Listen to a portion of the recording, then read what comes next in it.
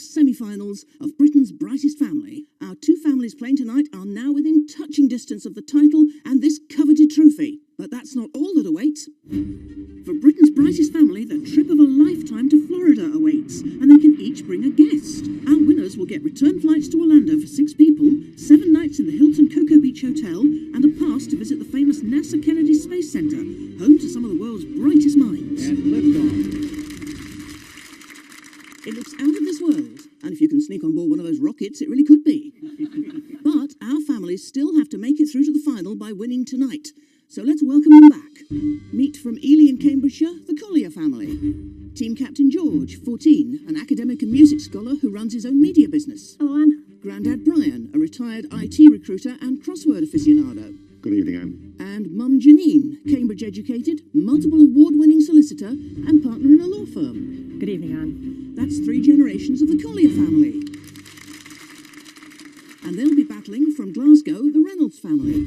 Team Captain Emily, 11, a leading maths student and member of both her school chess and debating clubs. Evening, Anne. Dad Martin, he has a BSc in physics and a PhD in physiology. Evening, Anne. And Uncle David, a Mensa member with a French degree from the University of Stirling. Good evening, Anne. That's the Reynolds family from Glasgow. So, Collier family, how are you feeling about being here in the semi-final?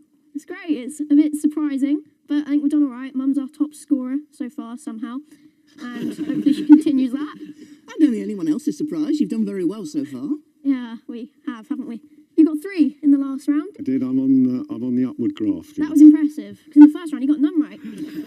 And George, what do you bring to the team? Intelligence, Anne. Lots of chat, Anne. Lots of chat, definitely. Natural intelligence. And clearly intelligence as well. Yeah. And what do you make of your opponents? I think they're quite competitive, but I think we can beat them. So it's England versus Scotland. Do you think you can win it for England? If the rugby scores reflect that, then I think we'll be all right. Okay, moving on then. Reynolds family, you're just 2 wins away from the prize now. Do you think you guys can do it? Can you take the title? Yeah, I think so. And what have you been doing to prepare for tonight? My dad made me do some geography, and I've been teaching him how to tell the time. Right, is that something you have a problem with? I think I'm going to take some ribbing from my timekeeping for getting the time question wrong in the last round. That's for sure. And what have you been doing? Crosswords. Crosswords. You've been doing crosswords. Excellent. Good luck to both of you. Thank you. So we've said hello. Let's play Britain's Brightest Family. Time for round 1 then. As we all know by now on this show, it's not just what you know, it's also what you think your family knows. Fingers on buzzers then, teams. Here we go.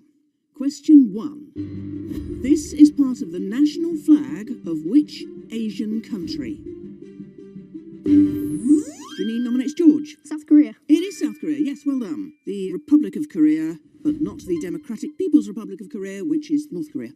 Well done, George. Great start for you here in the semi-final. Question 2. Which category is missing from this alphabetical list of Nobel Prizes?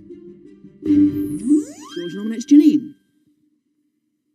Biology. It's not biology. There isn't one in biology, I'm afraid. So the points go to the Reynoldses. Can you see which one it is? It's the Peace Prize. It is Peace, yeah. Peace Prize. Get that. Yeah, the nearest they have to a biology prize is physiology or medicine. So 10 points to the Reynoldses and bitter recriminations to the Colliers. Question 3. These notes and letters spell out the name of which Middle Eastern food? Martin nominates Emily. Time up, I'm afraid, so the points go to the Colliers. Falafel. Falafel, yes indeed. So it's now 10 plays 20. Question 4. How many of these books were written by George Orwell? Martin nominates David. 2. 2 is correct, yes, just 1984 and Animal Farm. Life of Pi is by Jan Martel, Cloud Atlas is by David Mitchell, Wolf Hall is by Hilary Mantel, and The Book Thief is by Marcus Zuzak. And you've evened it up, it's now 20 plays 20. Question 5, last question of the round. This is the postcode for which botanical attraction? Janine nominates Brian. The Eden Project? It is the Eden Project. Yes, PL is the Plymouth postcode area, although the Eden Project is actually in Cornwall and Plymouth is in Devon, so we don't understand that. So, after round one, the scores are 20 points for the Reynoldses, the Colliers just ahead on 30 points. Time now for round two, where it's all about words. It's an individual round. You'll each have to play one of these rounds tonight, so choose wisely. Captains, who are you going to choose for the hot seat here and why? George, who are you choosing? I'm choosing my mum, Janine, because she went to Cambridge and she studied Greek and classics. So I think she'll be good at working out where words are derived from. Janine, have you been practicing this from your experience so far on the series? Been practicing anagrams. Let's hope they come up then. I hope so. And Emily, who are you choosing and why? I'm choosing David. I'm choosing my uncle because last time he got 5 out of 5, perfect score, which I'm very happy about. He's good with words, and my dad didn't want to do the words, so I think I'll go for him. So words are your thing? They are, yep. Been talking for 53 years, so. I blog about crosswords, so I solve them and then publish online the answers to help people to work out how to do them themselves. Janine was looking very nervous as you said that. You're facing tough opposition tonight. Do you think you can beat Janine? Depends how quick she is on the buzzer. Well, time will tell. Right, let's get on with the round. It's Mum Janine and Uncle David. I'll be asking 5 questions on the buzzer and each will be worth 10 points. Here's your first question. Which of these is the German word for aeroplane? Janine. D. D. Flugzeug. It is indeed, yes. The word literally means fly thing. Boot is boat. Fahrrad is bicycle. Hubschrauber is a helicopter. And Auto is a car. Did you know that one? I did, but she was quicker. So in the battle of Mum versus Uncle, first blood to Mum, and it's 40 plays 20. On we go. Question 2. The name of which Olympic medal-winning swimmer completes this crossword? David. Michael Phelps. Michael Phelps, indeed. It would have been embarrassing if you hadn't got the crossword one. I would have. Yes, he competed in his first Olympic Games at 15 years old in Sydney in 2000. Question 3. Unscramble this anagram to find the title of a famous children's poem. David. Jabberwocky. It is Jabberwocky, yes. That one's from Alice Through the Looking Glass by Lewis Carroll. 'Twas brillig, and the slithy toves did gyre and gimble in the wabe. All mimsy were the borogoves, and the mome-raths outgrabe. It's also the poem that gives us the word chortle. So, 10 points there equals it all up. 40 plays 40. Question 4, very tight here so far. Which of these song titles includes a superlative? Janine. B. He's the greatest dancer. That is in fact correct, yes. A superlative is used to express the highest degree of a particular quality, and generally they end in est. So, for example, greatest, highest, Britain's brightest. And you were the greatest buzzer there, 2 each in this round now. 50 to the Colliers, 40 to the Reynolds. Final question in this round. Whose round's it going to be? Question 5. The name of which DIY tool is split between 2 words in this sentence? Janine. Timer, I'm sorry, the points go to the Reynoldses. Hammer. Hammer. Indeed. Graham mercifully stopped talking. And unfortunately, Janine stopped talking there, and it cost you 10 points. So, after round 2 of this semi-final, the scores are absolutely even. 50 points to the Reynolds, 50 points to the Colliers. This is round 3, and it's the numbers round. So, captains, who in your team has the numerical knowledge required for the hot seat? George, who are you choosing and why? I'm going to be nominating my granddad, Brian, because he got 0 in the first round, and then he's got 3. So it can only get better, can't it? So from 0 to 3, you reckon it's going to be 5 this time? Well, we hope so. Anne. And Emily, who are you choosing and why? I'm going to choose my dad, Martin, because last time he got 4 out of 5, and I think this time he could get a perfect score. So it's Grandad Brian and Dad Martin. Okay, fingers on buzzers. Here's your first question. Which of these fractions is not equivalent to the others? Brian. 3/10. 3/10 is correct, yes. All the other fractions are equal to 2/5, because you can divide the top and the bottom by the same number to give 2/5. With 8 out of 20, you can divide the top and bottom by 4, and with 20 over 50, it's 10. Orwellian fractions, on the other hand, are all equal, but some are more equal than others. So, Grandad Brian has affirmed George's faith in there. George, you pleased with him? Yeah, I am. It's impressive. Thank you, George. It's really I'm hard proud work of it. being positive about me, isn't it, George? If you're as sharp as him by the time you're his age, you'll be doing very well, George. So, Colliers have taken the lead. It's now 60 plays 50. Question 2. According to this clock, what time will it be in 100 minutes? Martin? 1 o'clock. It's not 1 o'clock, I'm afraid, so the Colliers get the points there. Brian? It's 5 to 1, yes, 12:55. You're supposed to have been practicing these. Obviously, my training wasn't good enough. It's the difference between 15 minutes and 20 minutes, I'm afraid, that. I wonder why I'm always late. On we go. Question 3. If Mary Queen of Scots equals 2, Idris Elba equals 5, and Adele equals 10, what is the total shown here? Brian? 41. 41 is correct, yes. Two Adeles is 20, another 3 Idrises is 15, so that's 35. There are 3 Marys times 2 is 6, that's 41. So Brian's got 2 out of the 2 that he buzzed in for. I think if I get less than 3 in my IQ round. Yeah, we're all going to point and laugh. It's now 80 plays 50 here in this semi-final. Come on, Martin, you need points here. I'm letting the side down so far. Question 4. Which 2-digit figure completes this sequence of square numbers?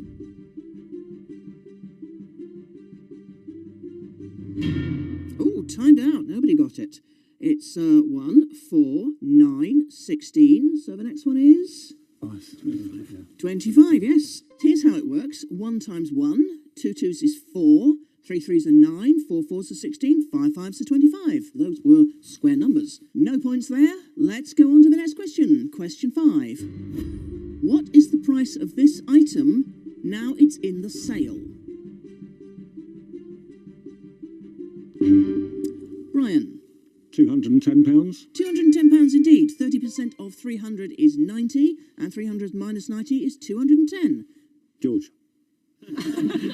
3 correct answers in this round. A phenomenal performance from Brian, or should we call you Brain? So, after round 3, these scores are 50 to the Reynolds, but the Colliers beginning to pull ahead now on 90 points. Time for a quick break now, but make sure you do what our families have been trying to do all night, and stay with us. You don't want to miss this, let me assure you. See you shortly.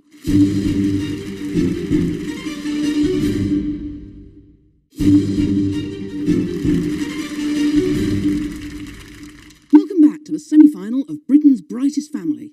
Both families tonight are just one step away from a place in the final and the chance to be declared Britain's Brightest Family. The Colliers have 90 points, the Reynolds a bit behind on 50 points, but there's plenty of time to come back, Reynoldses. Round 4 is about IQ puzzles and logical problem solving, and it's our final individual round. George, you haven't played a head-to-head yet, so you'll be playing for your team this time.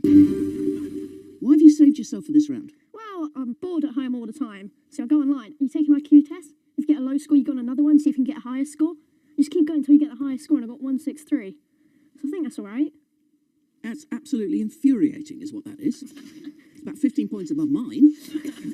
You were amazing in this round in the quarterfinals. But equally amazing is young Emily. She's not played yet, so she'll be playing this time. Emily, what do you make of George, your opponent? Kind of formidable, isn't he? We could think of other words, but that one occurs. It's going to be tough. So it's a battle of the captains here, but who will put in a captain's performance in the semi-final? Here's your first question. Which is the correct mirror image for this word?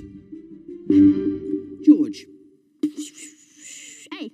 It is A, yes. In Greek mythology, Narcissus was a beautiful youth who rejected the nymph Echo and fell in love with his own reflection in a pool. He was transformed into the flower that bears his name. So you've now brought these scores up to 100 for the Colliers, still 50 for the Reynoldses, but plenty of time there, Reynoldses. Question 2. Decipher this code to give a 4-letter word. Emily. Time up, I'm afraid. George, do you know? Wolf is just backwards. It is, Wolf. It is indeed just backwards. You get the points there anyway. You got it just after the time up buzzer. That's so frustrating, isn't it? Yeah. Bad luck there, Emily. On we go. Question 3. Which set of coloured blocks has been used to make the grey square? George. C. It is C, yes. The cube is made up of 2 orange L blocks and 2 blue straight blocks. Very quick there, George. You were astonishingly quick at these in your quarterfinal, and you're doing the same tonight. So, still 50 to the Reynoldses, now 120 to the Collier family. Still a chance here, though, Emily. Stay in the game. Question 4. Which of the 12 months of the year is missing from this word cloud? George.